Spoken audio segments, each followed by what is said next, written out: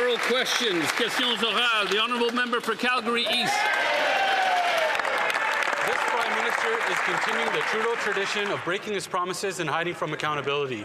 He refuses to table a spring budget while massively increasing government spending and keeping the parliamentary budgeting officer in the dark. And just like Trudeau, this guy can't even get a tax cut right. He promised $800, yet the average Canadian will only save $90 this year. Wow. Not even enough to get a hot chocolate from Tim Hortons weekly. So did this Prime Minister mislead Canadians during the election? Is he misleading them now, or both? Yeah. The Right Honourable Prime Minister.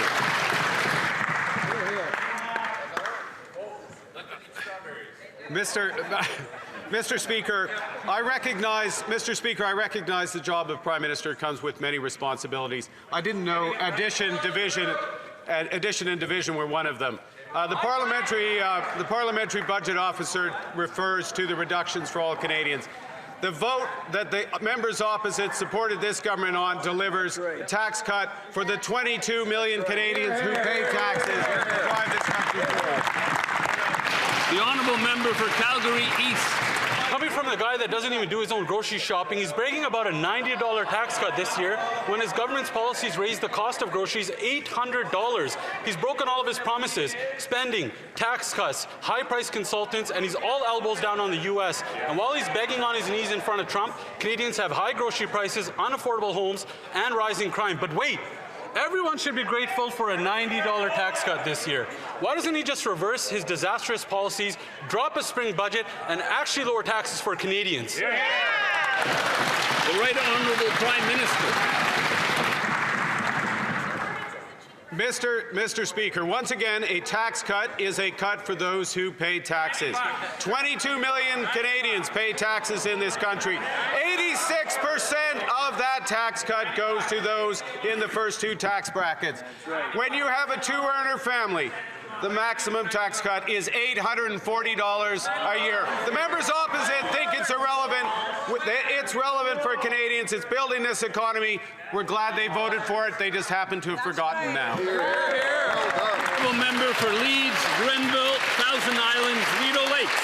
Last night we learned that the Prime Minister has an entire department of bureaucrats trying to manage his conflicts of interest, but they can't even tell us if the Prime Minister has set up a conflict of interest screen. And so that means that the former chairman of a multi-billion-dollar investment firm is sitting at the cabinet table and could be taking decisions that personally improve his financial standing. He's been Prime Minister for 100 days, but he's still jumping through these ethical loopholes. So why won't the Prime Minister stop hiding the truth from Canadians and come clean? What are your conflicts of interest? I would just remind the member to direct his question through the chair. The Right Honourable Prime Minister. Thank you, Mr. Speaker. Unlike member opposite, I'm proud of having experience in the private sector. I'm proud of having experience helping to build this country. I'm proud of having filed all my requirements in advance before required, including a screen for the conflict of interest. I'll wait on these. The honourable member for Leeds, Grenville, Thousand Islands, Rideau Lakes. Well, unlike the Right Honourable Prime Minister, I'm proud to have served our country in the Canadian Armed Forces in uniform. Ladies should do some friggin' homework. Do some homework.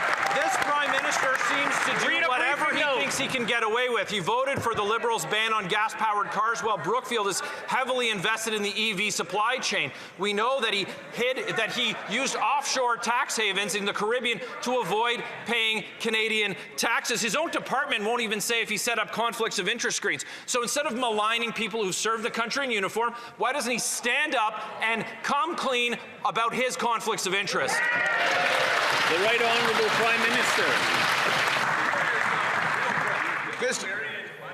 Mr. Prime Minister, sorry.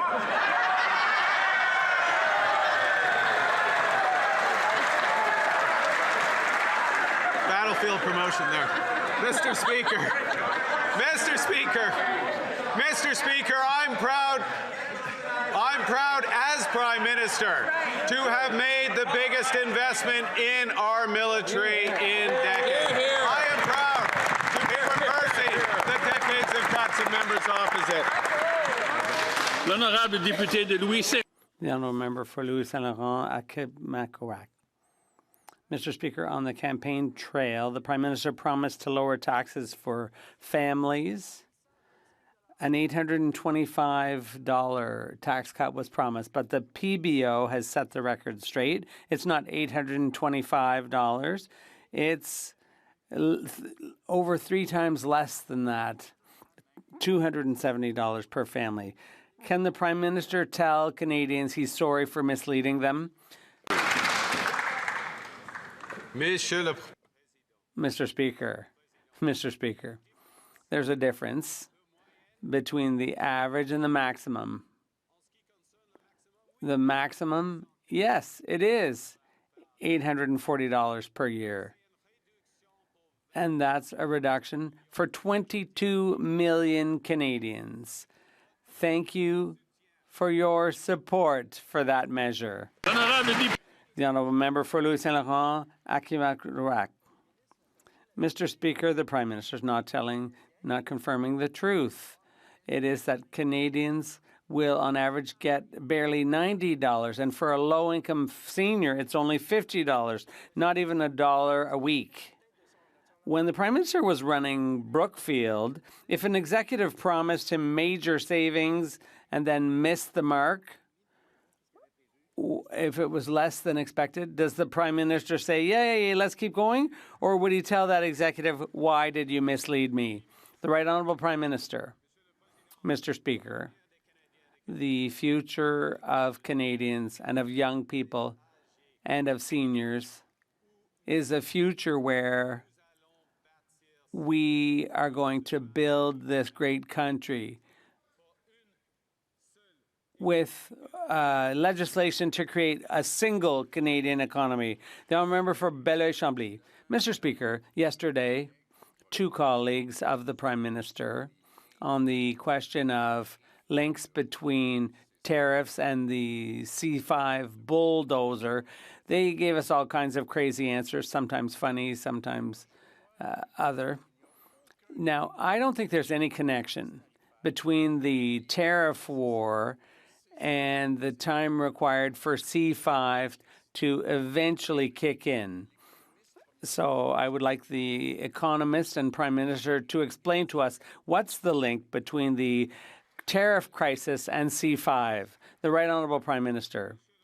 Mr. Speaker, there's a direct link between the C5 and the steel and aluminum industry. Now, there's a crisis because of the trade war with the U.S. C5 will enable us to create demand for steel and aluminum, for Canadian steel and aluminum, in order to build major infrastructure projects in Quebec and all across Canada.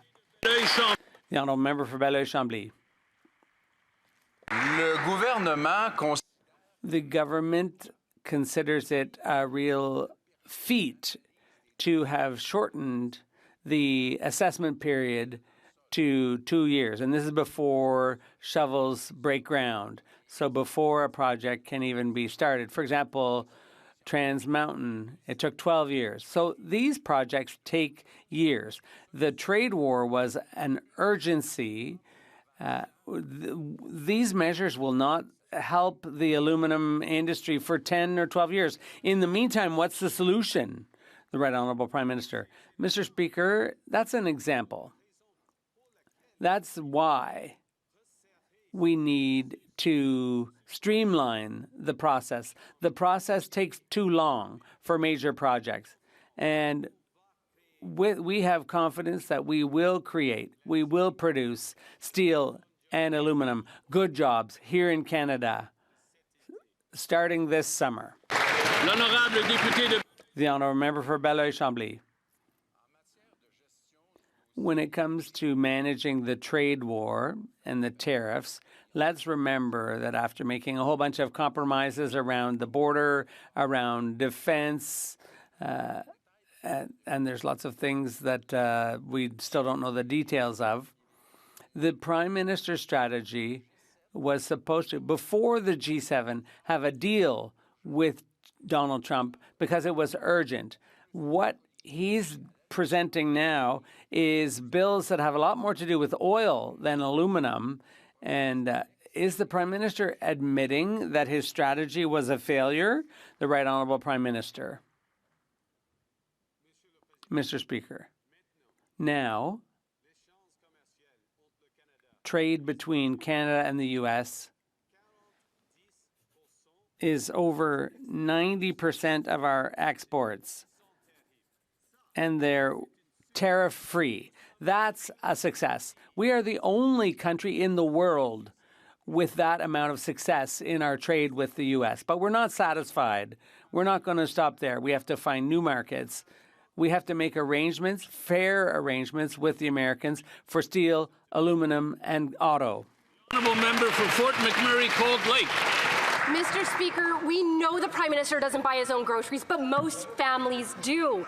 And what they're seeing at the grocery store is ever-increasing food prices. According to Canada's fiscal watchdog, the Liberals' newest broken promise is on their tax cut, with the average Canadian saving only $90 this year, well below the $825 promised. This isn't even enough for a week's groceries. Did the Prime Minister mislead Canadians during the election? Is he misleading them now, or both? The Honourable Minister of Jobs and Families. Mr. Speaker, it's a little bit rich for the opposition to be talking about leaders who don't buy groceries while they have a leader who's in subsidized housing not buying groceries. However,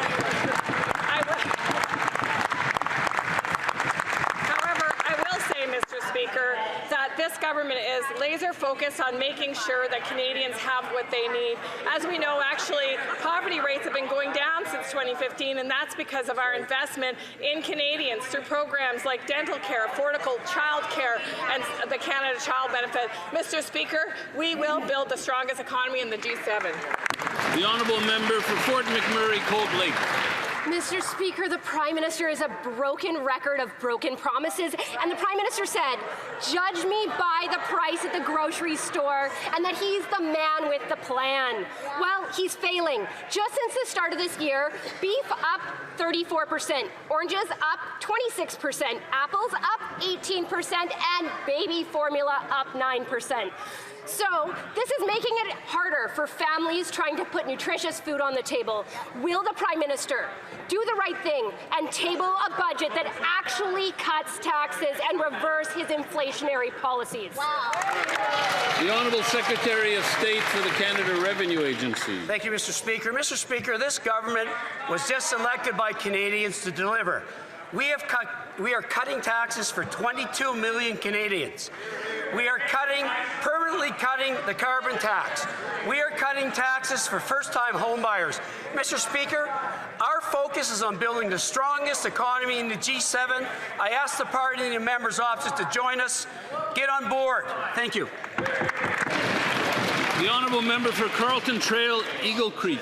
Well, old habits die hard, Mr. Speaker. The Prime Minister promised to cut consulting fees, but is now raising them by 37% to a record-smashing $26 billion this year. That's $1,400 for every Canadian household. And he's doing it, knowing that Canadians have not received value for money from these Liberal insiders. Why is this Prime Minister breaking his promise and increasing spending on consultants? The Honourable Minister of Government Transformation. Thank you, Mr. Speaker. And we are reducing the use of external consultants while making sure that our public service has the tools and the expertise to deliver on the essential missions it has for Canadians.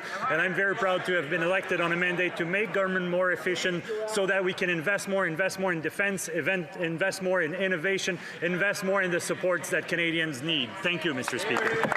Honourable Member for Carlton Trail, Eagle Creek. More broken promises with this Prime Minister. Broken promises on spending, tax cuts, defence, on elbows up with the U.S., and now on consultants. While offering Canadians a meagre $90 tax cut this year, he's not getting the money back from GC Strategies and is paying yet another consultant to update websites for an undisclosed fee. Wow. Billions for consultants, peanuts for Canadians. Why is this Prime Minister giving consultants so much and Canadians so little. The Honourable Minister of National Defence. This week, the Prime Minister announced a $9.3 billion investment in Canada's defence, which means we will achieve NATO's 2% target this fiscal year. This is not only an investment in our armed forces, but also an investment in good-paying jobs.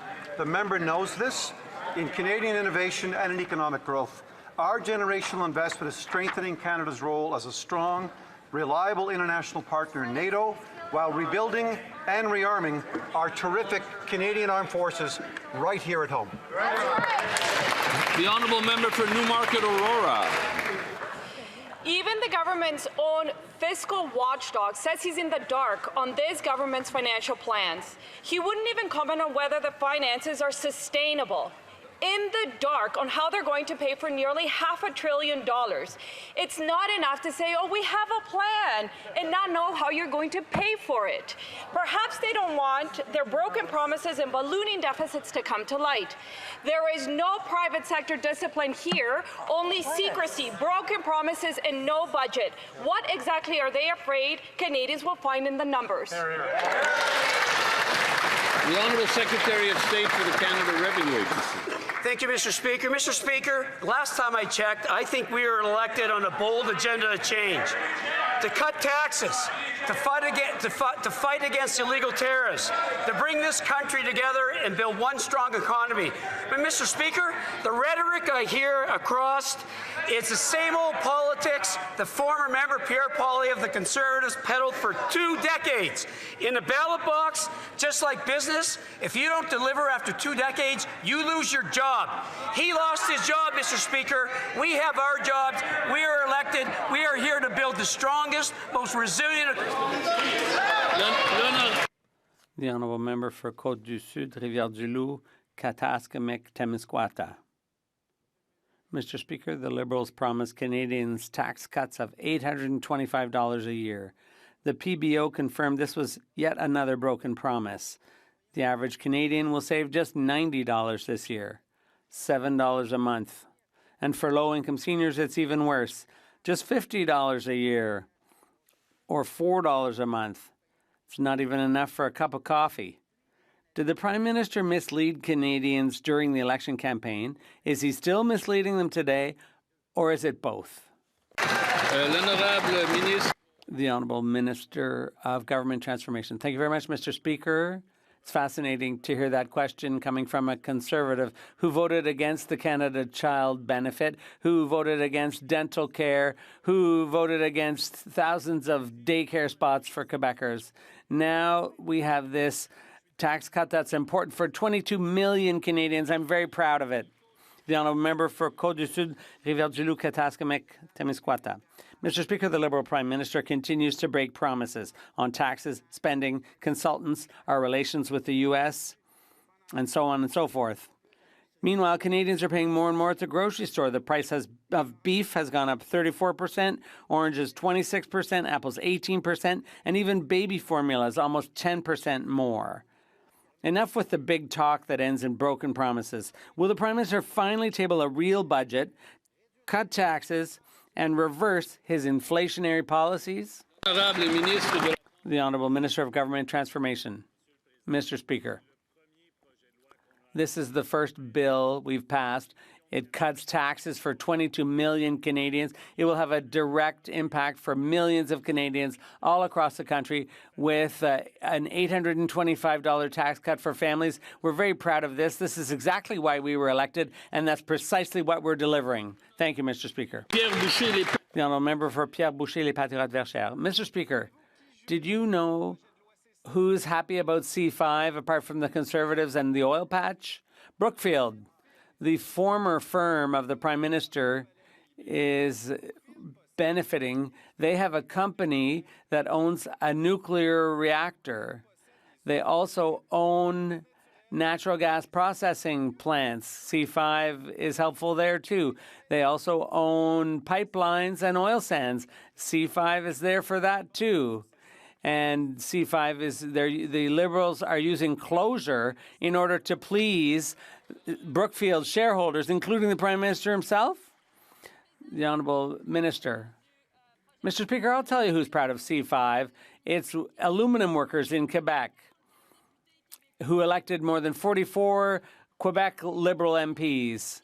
It's steel workers, too, in Ontario who are affected by this trade war with the U.S. So instead of pointing at us, the Bloc should be honest and help us so that we can come up with a solution to this trade war. The honourable member for Pierre Boucher, Les Patriotes Verchères.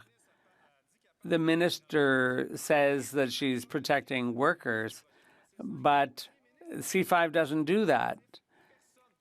No one would be asking these questions if the Prime Minister didn't have this involvement with Brookfield. The Prime Minister himself stands to gain from C5. This bill should be studied in depth. The Prime Minister should be among the first who support proper committee study of this. The Prime Minister should be the first person fighting any appearance of conflict of interest. Will he stand up and do that? The Honourable Government House Leader.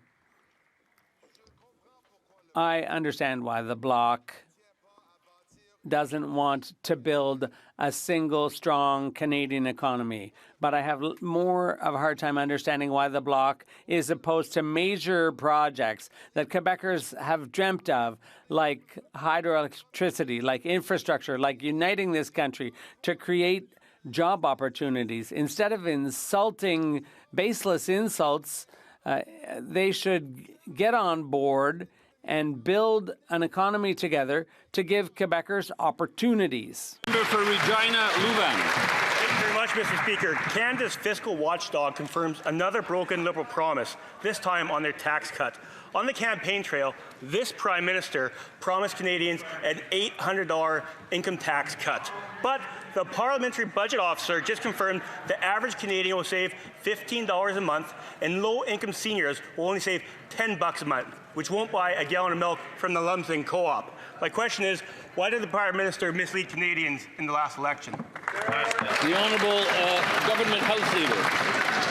Mr. Speaker, that Member of Parliament, and we thank him for it, and his entire caucus colleagues voted for the exact tax cut that we committed to Canadians by July 1st, so that on July 1st, in every pay stub in Canada, everyone who pays income tax will have a reduction from 15% to 14%. In the first tax bracket, that will put up to $840 in the pockets of Canadian families. Happy Canada Day, we are delivering for Canadians.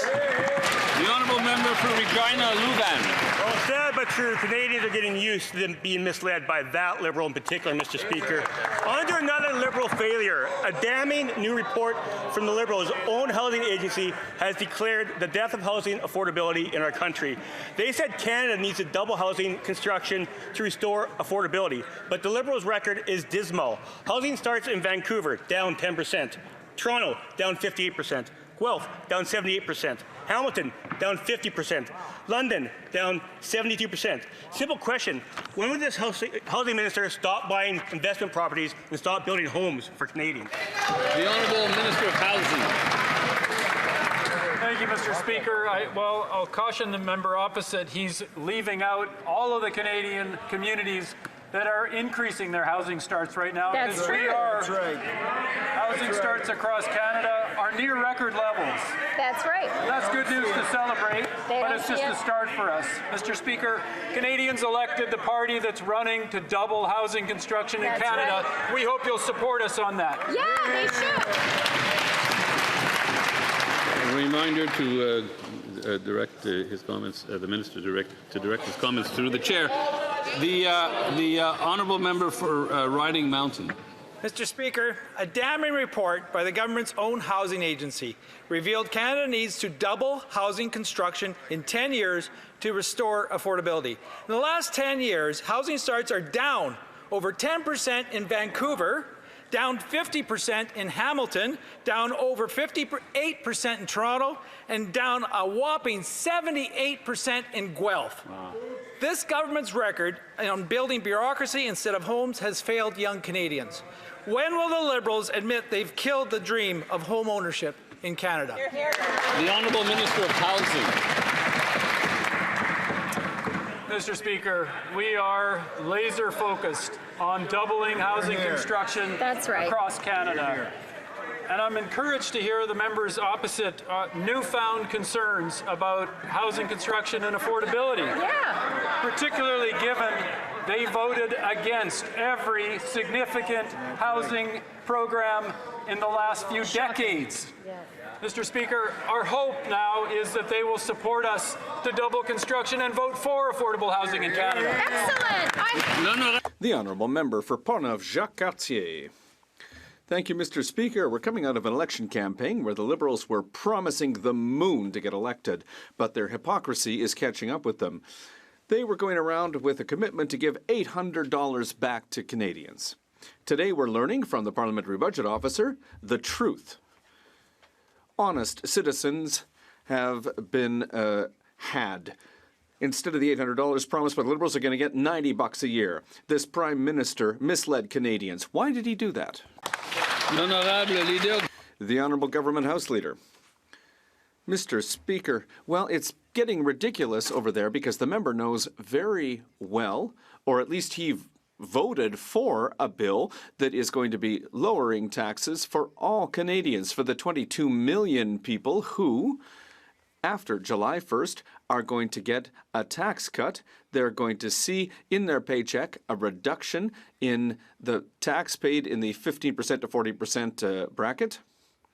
And that is going to save them up to $840 for a Canadian family. That's what we committed to do, and that's what we've done. The Honourable Member for Portneuf, Jacques Cartier.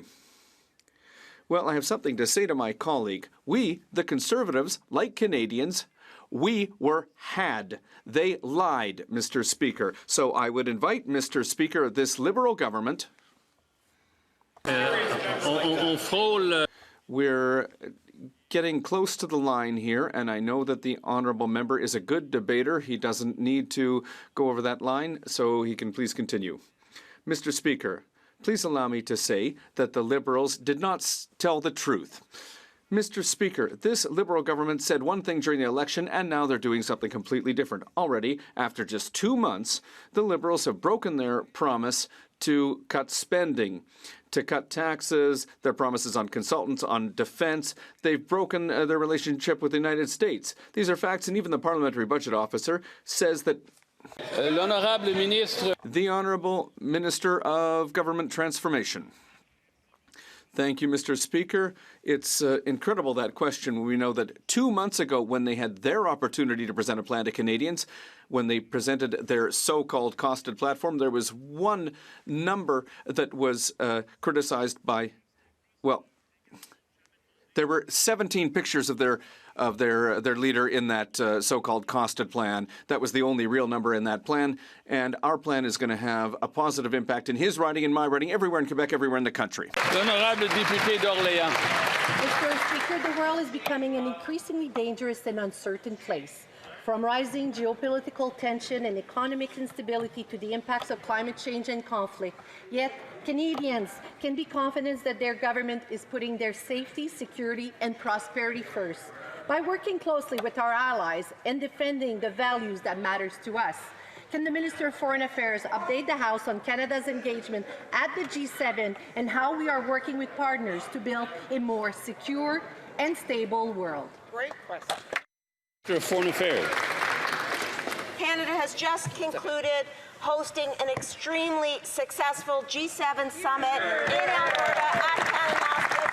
The world is becoming more unpredictable, and the world needs Canada's leadership, Mr. Speaker.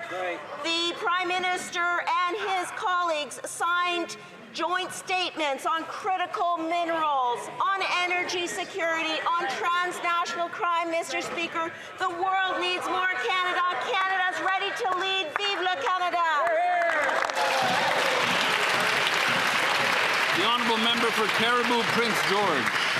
The Liberals' catch-and-release policies are so bad that mayors and city councillors are preemptively writing letters to Crown Council begging them to keep the bad guys in jail. Mayor Rather of Williams Lake recently wrote, "We vehemently oppose Jacob Funk's release. The actions of this individual have put our residents and property at significant risk. When Jacob Funk is in jail, the crime rate goes down. When he is out, the crime rate goes up. Why does this Prime Minister keep putting the rights of criminals ahead of Canadians? The Honourable Secretary of State for Combating Crime. Mr. Speaker, we're making it tougher for violent criminals to get out on bail, imposing stricter sentences for repeat offenders. But let me be clear, there is nothing in the law stopping judges and JPs from denying bail. The current law is that people who are a risk to public safety or a flight risk should not be given bail. So, Mr. Speaker, what's really going on here? Reports are saying that judges are making decisions because the provinces aren't providing the space needed to hold criminals. It's time for the provinces to join us and step up. The Honourable Member for Caribou Prince George. It's always somebody else's fault. 37 times. Jacob Funk has been arrested 37 times, and 37 times he's been released. Over 9 times in the past month. April 27th, assault with a weapon and uttering threats. May 27th, break and enter and disguising face. June 8th, assaulting a peace officer, resisting arrest and breach of release. June 12th, assault and uttering death threats. He's wreaking havoc on the citizens of Williams Lake, and this Prime Minister is letting him. When will he repeal his soft on crime policies and finally put victims' rights ahead of criminals? The Honourable Secretary of State for Combating Crime. Mr. Speaker, we are on the same page. Repeat violent offenders should not be released. So let me be clear again. There is nothing stopping judges and JPs from denying bail. The current law states that people who are a risk to public safety or a flight risk should not be given bail. So, Mr. Speaker, I think it's time for the provinces to step up. What is happening? Make sure the Crown prosecutors are well funded. Make sure there's space to hold these criminals. We're going to do our part. The provinces should do theirs. Honourable Member for Bruce Grey Owen Sound. Mr. Speaker, crime has been rising in my riding since the Liberals formed government, and justice is too often delayed for victims. According to the latest Owen Sound Police Services annual report, violent crimes are up 14.6%. My communities are worried. To make matters worse, more than 10% of the cases are now exceeding the Jordan limit, delaying justice further. When will this Liberal government reverse its soft on crime legislation and adopt a common sense plan to keep violent offenders behind bars and ensure victims and their families get the justice they deserve? The Honourable Minister of Justice. Mr. Speaker, I thank my honourable colleague for his question, and I have good news to report. Canadians elected a new Liberal government in part on the promise to advance reforms that will stiffen bail proceedings and adopt more serious sentences for violent repeat offenders. In addition to the changes to the criminal code that the members should expect to see later this calendar year, we're making investments to give law enforcement the tools that they need to prevent crimes in the first place. I am willing to work with members on all sides of the aisle to advance these important reforms to help keep communities safe. The Honourable Member for Bruce Grey Owen Sound. This old cabinet minister hasn't answered the question, Mr. Speaker. Premiers, police organizations, and victims are pleading for tougher penalties for repeat violent offenders. Just last week, West Grey Police rearrested a repeat violent offender for failing to comply with a release order and who was found in possession of fentanyl and prohibited weapons. The PM ran on a platform that included establishing a reverse onus for severe crimes and increasing penalties. Can the minister provide specific timelines as to when the government will implement these changes and reverse their soft on crime policies? The Honourable Minister of Justice. Mr. Speaker, when dangerous people who pose a threat to the public commit serious offences, they should be treated with concomitant sentencing and bail decisions from the courts. We are going to be advancing reforms that we campaigned on in the fall. We intend to specifically change the bail rules as it pertains to home invasions, auto theft, and organized crime. We also will advance new sentences when it comes to violent repeat offenders, and again, those participating in organized crime. I hope rather than just resorting to rhetoric in the House of Commons, they will actually work across partisan lines to advance the kinds of reforms Canadians are calling for so we can help. The Honourable Member for Cambridge. Mr. Speaker, it's like we're living in a Liberal rerun of Groundhog Day, where the same criminals get arrested, released, and reoffend on a loop. In Cambridge, 2 men wanted on warrants were just busted with weapons and suspected fentanyl, a drug that's killing Canadians every single day. This endless cycle isn't an accident. It's the result of Liberal-made soft-on-crime laws, a revolving door of justice that's a gift to repeat offenders. When will this Liberal government shut the door on their Groundhog Day and finally put violent criminals and drug kingpins behind bars for good? The Honourable Secretary of State for Combating Crime. Fentanyl has torn through communities and ripped apart families, Mr. Speaker. We're working to take down fentanyl trade and gangs that profit from it. We've listed 7 cartels as terrorist entities under the criminal code, and I'm working closely with Kevin Brosseau, Canada's fentanyl czar, to put a laser-sharp focus on dismantling these drug networks. We will shut down fentanyl production and put those profiting from it behind bars. The Honourable Member for Brandon Souris. Violent crime continues to spiral out of control under these Liberals, devastating our families and our communities. In Brandon earlier this year, a 67-year-old man was beaten over the head with a baseball bat by a repeat offender out on bail completely unprovoked. Weeks later, a woman was assaulted in an elevator by an individual out on bail facing similar previous charges. These are just 2 examples of far too many violent assaults by repeat offenders released to wander our streets. So when are these Liberals going to get serious, reject their soft-on-crime agenda, repeal Bills C-5 and 75, and put these criminals in jail, not out on bail? The Honourable Secretary of State for Combating Crime. Mr. Speaker, this new government's agenda is to be tough on crime. We're going to make it tougher for violent criminals to get bail, impose stricter sentences for repeat offenders. And when the topic of bail keeps coming up, Mr. Speaker, it is the job of provinces to administer the bail system.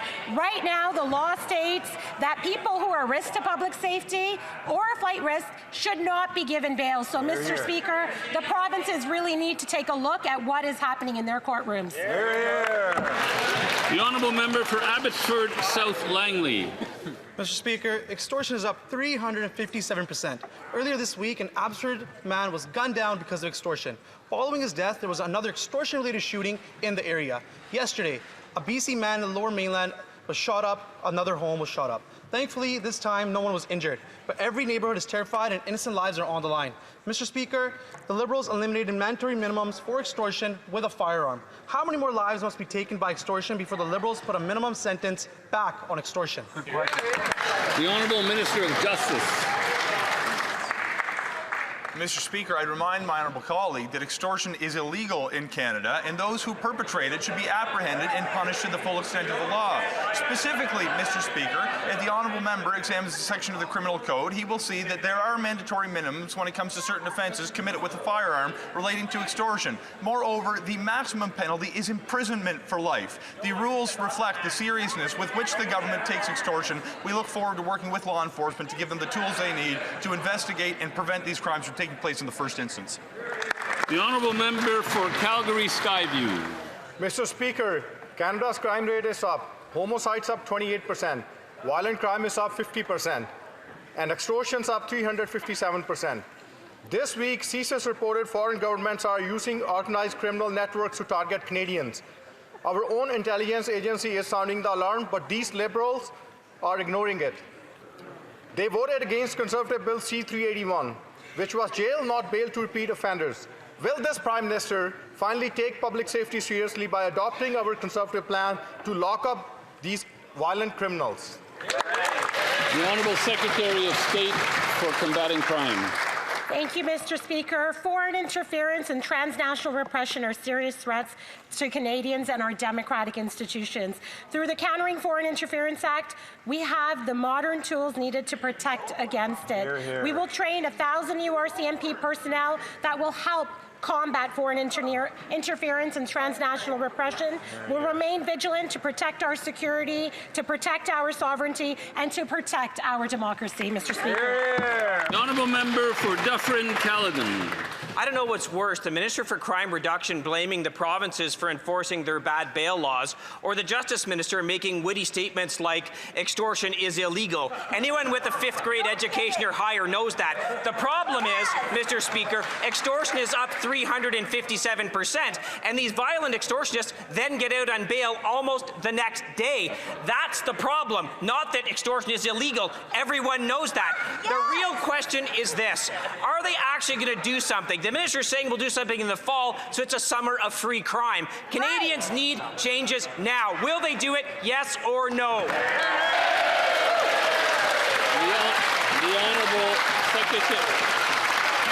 Honourable Minister of Justice. Mr. Speaker, the Conservatives talk a big game when it comes from a tough on crime agenda, but they failed to point out that one of their members earlier this week put a motion before the Justice Committee that would actually make it easier for those charged with intimate partner violence to be released on bail. We were elected on a campaign commitment to put forward rules that would strengthen the bail system, including specifically offences tied to auto theft, to home invasion, human trafficking, and organized crime, and yes, to stiffen sentences for violent repeat offenders. If we could take the politics out of this issue, we would be happy to work together to advance public safety of this country. That's what Canadians demand. With or without the Conservatives, the Liberal government will deliver. The Honourable Member for Annalay-Mercier. Mr. Speaker, Saturday, June 21st is National Indigenous Peoples Day, a day in which Canadians celebrate the cultures, unique histories, and traditions of Indigenous peoples of Canada. Can the Minister of Crown Indigenous Relations share more on the importance of National Indigenous Peoples Day? The Honourable Minister of Crown Indigenous Relations. Thank you, Mr. Speaker. I want to thank the member for the question and thank him for his hard work in his riding, Honoré-Mercier. This Saturday, I'm looking forward to celebrating National Indigenous Peoples Day in Yellowknife at the North Slave Métis Alliance's annual Community Fish Fry, which will also showcase entertainment and the vibrant cultures of Indigenous peoples, both locally and nationally. My sincere thanks to the North Slave Métis for hosting, and to Heritage Canada for its continued support of community celebrations like this across the country. I encourage all residents and colleagues to take part in the festivities. It's an opportunity to celebrate the rich history, diverse heritage, and enduring strength. The Honourable Member for Prince Albert. Thank you, Mr. Speaker. At a time when Canada should be expanding energy production, the Liberals are using their anti-energy laws to stop pipeline construction. Companies who've wanted to build haven't because of these laws. For 10 years now, this government has driven away investments and stranded our energy sector. It is time for anti-energy laws like C-69, the shipping ban, and the job-killing industrial carbon tax to go. If the Liberal government really wants to see energy projects built, will they finally do the right thing for Canadians and repeal their anti-energy laws? The Honourable Minister of Energy. Mr. Speaker, what this government will do is present the One Canadian Economy Bill to rapidly advance projects of national interest and build one Canadian economy, not 13. The bill will grow our economy and support our sovereignty to ensure we build the strongest economy in the G7. I hope our colleagues across the aisle will support us. The Honourable Member for Leduc-Wetaskiwin. Mr. Speaker, this week Canada hosted the G7, and one of the people on the Prime Minister's invitation list was the Crown Prince of Saudi Arabia. Saudi Arabia currently has a sweetheart deal with Canada, shipping over $2 billion worth of Saudi oil a year to our Canadian East Coast. Alberta oil shipped to the same place would face extremely onerous reporting requirements on upstream and downstream emissions, yet no such requirements exist for Saudi oil. Why?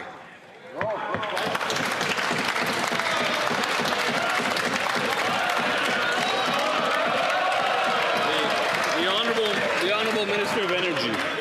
Mr. Speaker, we are going to support our conventional and renewable energy business by getting the One Canadian Canada Act passed.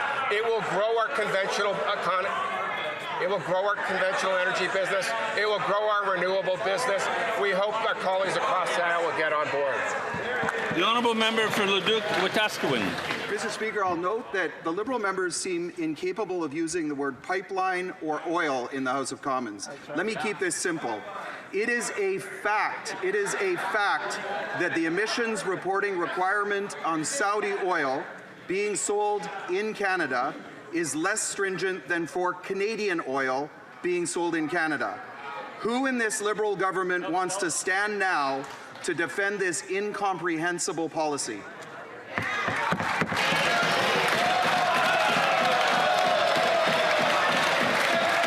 The Honourable Secretary of State for Rural Development. We support oil and the development of all energy options across this great country, but we also support the Indigenous community, Mr. Speaker, because we realize as a country we must engage the Indigenous community, for even for them, this is a journey of economic and social justice.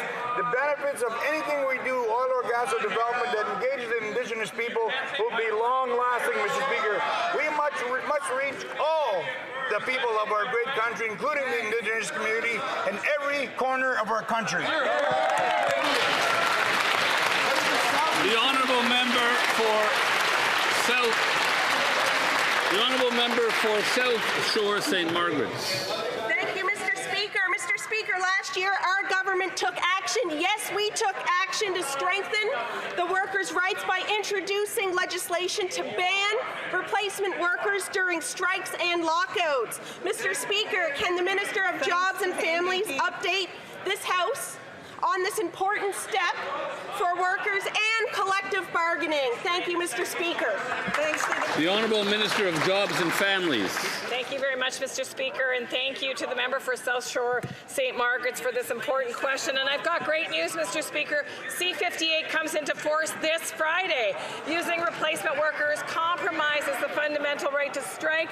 It can tip the scales, derail good faith bargaining, and heighten tensions in the workplace. And C-58 bans replacement workers, something that the Canadian labour movement has been asking for a long time. Mr. Speaker, this government got it done together with Labour, and we are very happy for this work with Canadian workers. The honourable member for Pitt Meadows, Maple Ridge. Mr. Speaker, Canada's #1 export is oil. It's a source of our prosperity and provides for healthcare, infrastructure, and good-paying jobs. Yet 10 years of Liberal anti-energy laws have kept pipelines from being built and kept us dependent upon the U.S. markets. Laws like C-69, no new pipelines, C-48, the shipping ban, the energy production cap, the industrial carbon tax. Energy companies won't build because of these laws. When will the Liberals finally end their war on Canadian energy and jobs? Honourable Secretary of State for Rural Development. Mr. Speaker, the problem with the Conservatives is half of them don't like Poilievre, the other half like Poilievre, and the other half can't count. The problem, Mr. Speaker, is they ought to look at Canada as a country with the third largest.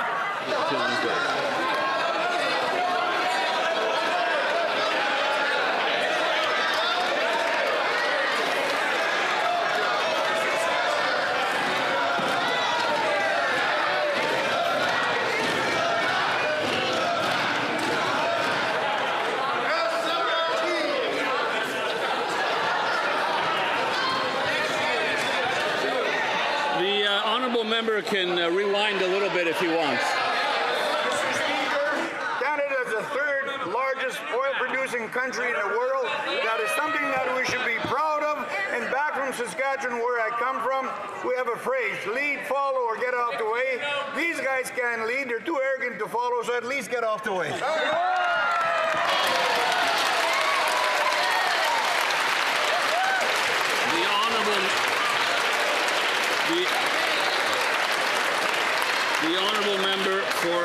The honourable member for Vancouver East.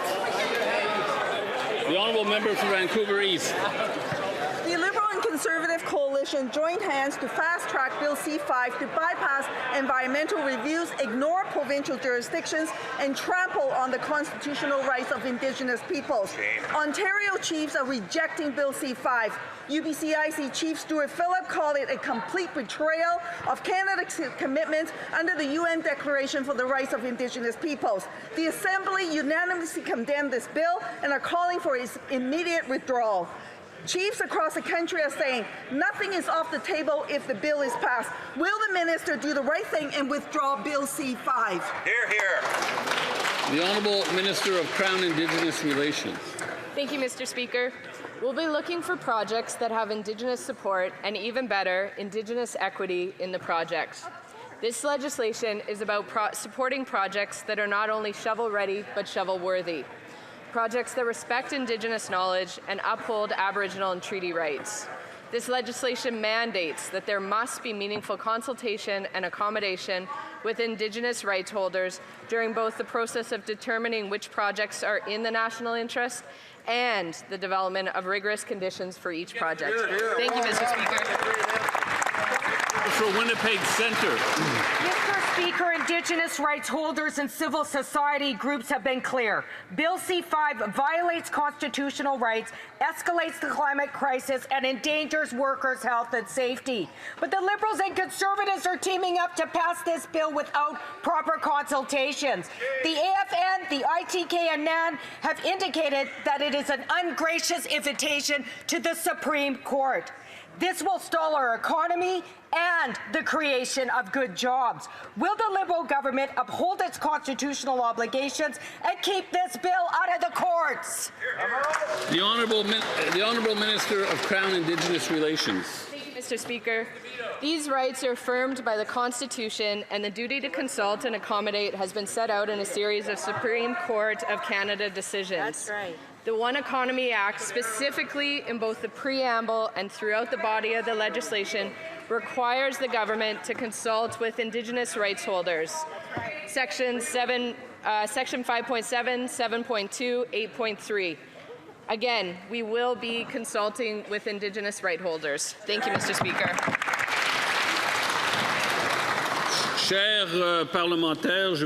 Parliamentarians, I would like to take the floor to highlight a birthday, a very important birthday for our parliamentary family.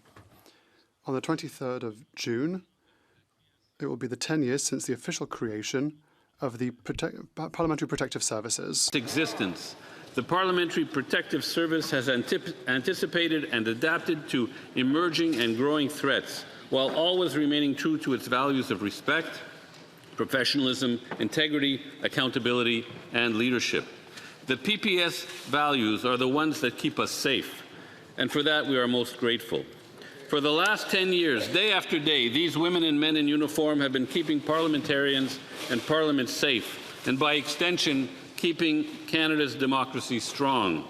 With smiles and hellos, they help us start and end each day. Bien sûr, le Parlement du Canada. Of course, the Parliament of Canada is more than a workplace. It is the very cradle of Canadian democracy that attracts visitors the world over. These visitors are always welcomed by our uniformed colleagues with civility and courteousness, a very Canadian thing to do. A lot of us work here, but it's also the heart of democracy that belongs to all Canadians.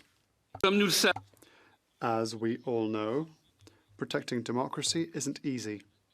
To the attention of members, the presence in the gallery of many members of the Parliamentary Protective Service. Thank you for your long service, for your bravery, and for your achievement and commitment to PPS.